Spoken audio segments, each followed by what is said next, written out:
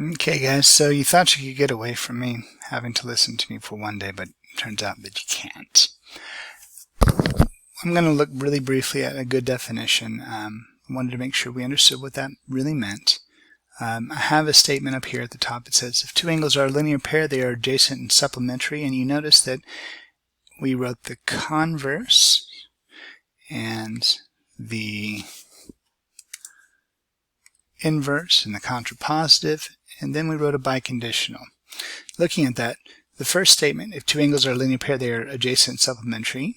That's a true statement. And so is if two angles are supplementary and two adjacent angles are supplementary, then they are a linear pair. These are both true. So at that stage, you can jump straight to the biconditional.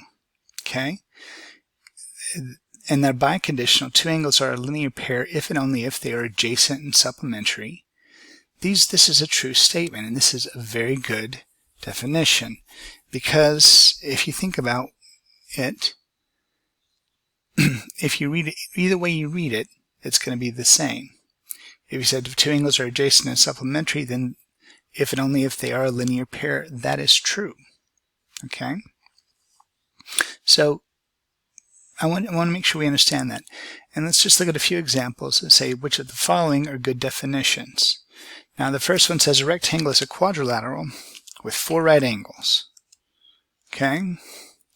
So if we think about that, that is a if we wrote it as a conditional, we could say if a rectangle, or if a quadrilateral has 4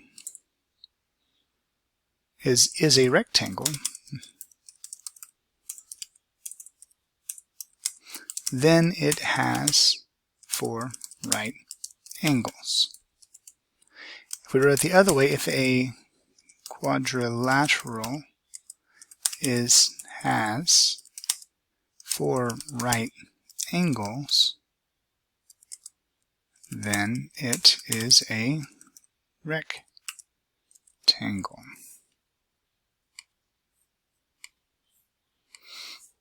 These are both true statements, and therefore that is a good definition.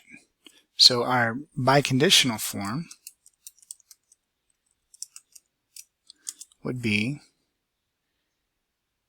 a quadrilateral is a rectangle if and only if it has 4 right angles. Okay?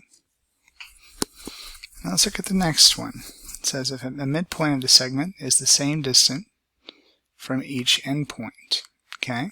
So, okay, if a point is the midpoint of a segment, it is the same distance from each endpoint.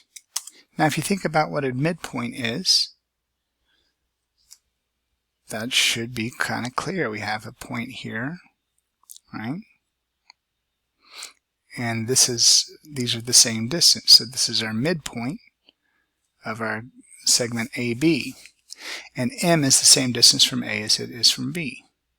So that is true from that statement. Okay? But let's look at it from another way. If a point is the same distance from the end points of a segment, then it is the midpoint. The question is that true? And the answer is maybe not.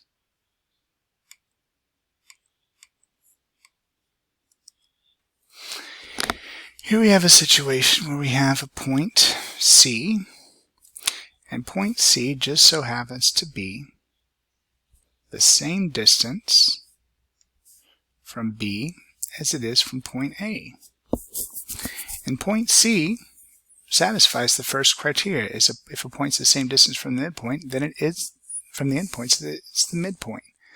Well guys, this point is the same distance from A as it is to B, but it's not the midpoint because we're missing a very crucial statement that point C has got to be on the segment itself.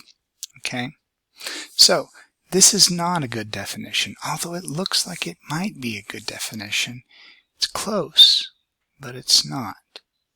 The first one is, and that's all there is to it.